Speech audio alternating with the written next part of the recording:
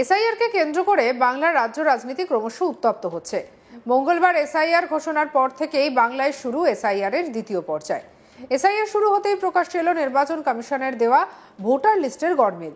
দুটি বুথের মোট 34 জন ভোটারের নাম বাদ গিয়েছে তালিকা থেকে।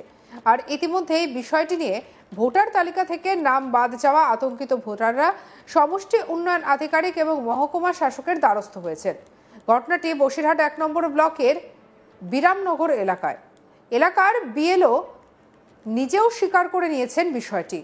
স্থানীয় সূত্রে জানা গিয়েছে, বসিরহাট 1 নম্বর ব্লকের বিরামনগর এলাকার 2002 সালের 3 এবং 4 নম্বর বুথের যে ভোটার তালিকা নির্বাচন কমিশনের তরফে আপলোড করা হয়েছে, তাতে এলাকার মোট 34 জন ভোটারের নাম নেই, এমন নাকি অভিযোগ সামনে এসেছে।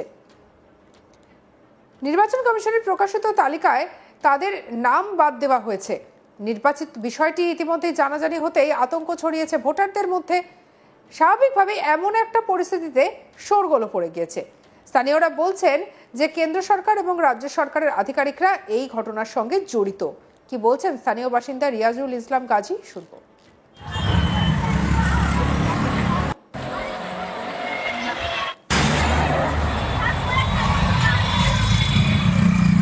যেমন যে এসআইআর যেটা চলছে, এই এসআইআর 2002 সালের ভোটার তালিকায় 95 নম্বর বিধানসভা 2002-এর 198 নম্বর বুথ বিরামনগর গ্রামে সেই সময় ভোটার ছিল 892 জন। কিন্তু নির্বাচন কমিশনের দেওয়া ওয়েবসাইটে যে তালিকা আমরা দেখছি, তাতে 34 জনের নাম কারচুপি করে 858 জনের নাম ওখানে প্রকাশ করেছে। এই 34 জন এরা বর্তমানে আতঙ্কে আছে। এরা সরাসরি যে ম্যাপিং ম্যাচিং হচ্ছে, তাতে তারা যেতে পারছে না এবং তাদের ভোট বাতিল হতে পারে, তাদের নাগরিকত্ব হয়তো চলে যেতে পারে। এই জন্যই তারা আতঙ্কে আছে। এর বিরুদ্ধে আপনারা বিডিও বা এসডিও কে জানিয়েছেন? হ্যাঁ, ইতিমধ্যে আমরা মৌখিকভাবে কোনো কাজ না হওয়ায় আমরা একটা মাস পিটিশন আকারে ইতিমধ্যে আমরা বিডিও এসডিও কে আমরা বিষয়টি অবগত করেছি। ওনারা কোনো সদ উত্তর ওখানে দিতে পারেনি। তারপরে আমরা সরাসরি আবার এসডিও অফিসে সেখানে যখন আমরা মাস পিটিশনটা জমা দিতে গেলাম, ওদের ইরিগেশনের তরফ থেকে ওনারা বলেছে যে বিষয়টা অতি গুরুতর, আমরা দেখছি বিষয়টা যাতে সমাধান করা যায়। কিন্তু আমরা তাদের কথা বিশ্বাস রাখতেও পারছি না, কারণ এই ঘটনা এটা যে আমাদের এখানে খালি হয়েছে তা না, এটা আমরা আশঙ্কা করেছি যে এটা সারা রাজ্যব্যাপী এটা হয়েছে। 2002 সালে ভোট দিয়েছিলেন তাদের মধ্যে 2-1 এখানে হ্যাঁ আছেন, কিন্তু ওয়েবসাইটে যে লিস্ট দেওয়া হয়েছে সেই তাতে নাম নেই। বিষয়টি কিভাবে দেখছেন? বিষয়টা দেখছি এটা যে বর্তমান আমাদের রাজ্য সরকারের আধিকারিকরা, রাজ্য সরকার সহ এবং কেন্দ্র সরকারের আধিকারিকরা এতে সর্বোচ্চ সব জড়িতভাবে করে এই জিনিসটা কারচুপিটা করেছে। ভোটারদের দাবি, তারা 2002 সালে ভোট দিয়েছিলেন। এমনকি সেই সময়ের যে ভোটার তালিকা তাদের কাছে আছে, তাতে নাম রয়েছে তাদের। কিন্তু সম্প্রতি নির্বাচন কমিশনের তরফে যে তালিকা অনলাইনে প্রকাশ করা হয়েছে বা আপলোড করা হয়েছে, তাতে তাদের নাম নেই। আর এই বিষয়টাই তাদের ভাবাচ্ছে। বিষয়টি নিয়ে তারা ইতিমধ্যে বিএলও এবং বসিরহাট 1 নম্বর ব্লকের সমষ্টি উন্নয়ন আধিকারিক এবং মহকুমা শাসকের দ্বারস্থ হয়েছেন। অবিলম্বে নির্বাচন কমিশনের তরফ থেকে তাদের নাম প্রকাশ না করা হলেও তারা বিষয়টি নিয়ে কলকাতা নির্বাচন কমিশনের দ্বারস্থ হওয়ার কথা জানিয়েছেন। সম্প্রতি এসআইআর নিয়ে অভিষেক বন্দ্যোপাধ্যায় ইলেকশন কমিশনারকে হুঁশিয়ারি দিয়েছেন। তিনি বলেছেন, 2021-এ যেহেতু ল্যাচাকোবরে হয়ে হেরেছে, 2024-এ 18 থেকে 12 হয়েছে, তাই বাংলা থেকে মানুষের মৌলিক অধিকার ছিনিয়ে নেওয়া কিন্তু আমরা তা হতে দেব না। আমি আগেও বলেছি, এখনো বলছি, একটা মানুষের নাম যদি বাদ যায়, একটা বৈধ ভোটারের নাম যদি বাদ যায় বাংলা থেকে, তাহলে ইলেকশন কমিশনারের অফিস ঘেরাও করব। কি বলেছেন শুনবো। এদের উদ্দেশ্য লক্ষ্য একটাই, বাংলাকে অপমান করা, বাঙালিকে বাংলাদেশি বলে আখ্যায়িত করা, বাংলা ভাষাকে ব্যঙ্গবিদ্রুপ করা। এবং যেহেতু 2021-এ ল্যাচে গোবরে হয়ে হেরেছে, 2024-এ 18 থেকে 12 হয়েছে, তাই বাংলার মানুষের থেকে তার মৌলিক অধিকার ছিনিয়ে নেওয়া আমরা হতে দেব না। আমি আগেও যা বলেছি, আমি আজও তাই বলছি। একটা মানুষের যদি নাম বাদ যায়, একটা বৈধ ভোটারের যদি নাম বাদ যায়, বাংলা থেকে 1 লক্ষ লোক গিয়ে ইলেকশন কমিশনের অফিস ঘেরাও করবে। ক্ষমতা থাকলে অমিত শাহ দিল্লি পুলিশ আটকে দেখাক। কালকে সুপ্রিম কোর্টের অর্ডার দেখেছেন তো?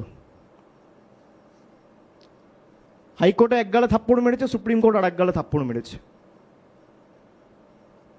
কেমন লাগলো? এত ক্ষমতা।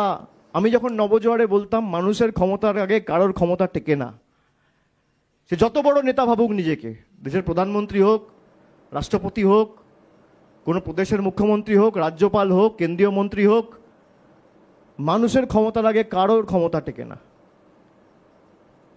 আমরা গেছিলাম দিল্লিতে বাংলার অধিকারের লড়াইয়ের স্বার্থে, বাংলার পাওনা চাইতে, বাংলার প্রকৃত প্রাপ্য চাইতে।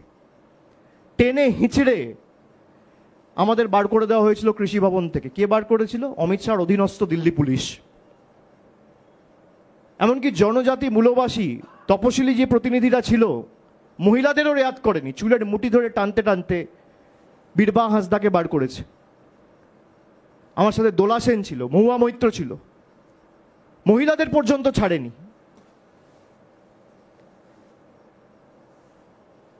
আমরা বলেছিলাম যে হয় আমরা এই লড়াই দিল্লিতে নিয়ে গিয়ে জমিদারদের বোঝাবো যে বাংলার ক্ষমতা, কত ধানে কত চাল, আর না হলে বিকল্প অর্থের ব্যবস্থা করব। আমাদের সরকার প্রায় 59 লক্ষ প্রকৃত জব কার্ড হোল্ডার, যাদের টাকা বাকি ছিল 2024 সালের ফেব্রুয়ারি মাসের প্রত্যেকটা লোকের ব্যাংক অ্যাকাউন্টে টাকা ডাইরেক্ট ব্যাংক ট্রান্সফারের মাধ্যমে টাকা পৌঁছে দিয়েছে। অন্যদিকে দক্ষিণ 24 পরগনা বিষ্ণুপুর থানার অন্তর্গত গাববেরিয়ায় রাজ্যের বিরোধী দলনেতা শুভেন্দু অধিকারী বলেন, পিসি ভাইপো দুজনেই বলছেন এসআইআর করতে দেব না, আন্দোলন হবে, কিন্তু এসআইআরও হবে বাংলাদেশি মুসলিম অনুপ্রবেশকারীদের নামও বাদ যাবে। আপনারা বিএলওদের যতই প্রভাবিত করুন, আমরাও আছি। 52 জন বিএলও বিহারে জেলে আছে। এটা মাথায় রেখে তৃণমূলের কথা শুনবেন, বিজেপিরও কথা শুনবেন না, নির্বাচন কমিশনের কথা শুনুন। নির্বাচন কমিশনের কথার বাইরে গেলে বিহারের বিএলওদের মতো আপনাদেরও জেলে কাটাতে হবে, আর জেলে যাওয়ার জন্য সমস্ত ডকুমেন্ট আমরা জোগাড় করে দেব। বিএলওরা কোনো পার্টি দাদার কথা শুনবেন না। কি বলেছেন শুভেন্দু অধিকারী, শুনবো। এই 2002 সালে যাদের নাম থাকবে, হ্যাঁ, কোনো অসুবিধা নেই।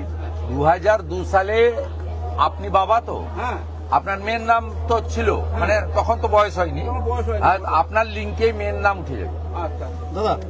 চিন্তা নেই, আমার তো ভলেন্টিয়ার সব আছে। আপনার লিঙ্কে, আপনার নামের লিঙ্কে আপনার মেয়ের নাম সে বাবার কাছেও তুলতে পারে, অথবা বর্তমান যেখানে আছে সেখানে তুলতে পারে। কোনো সমস্যা নেই, কোনো অসুবিধা হলে আমি আছি।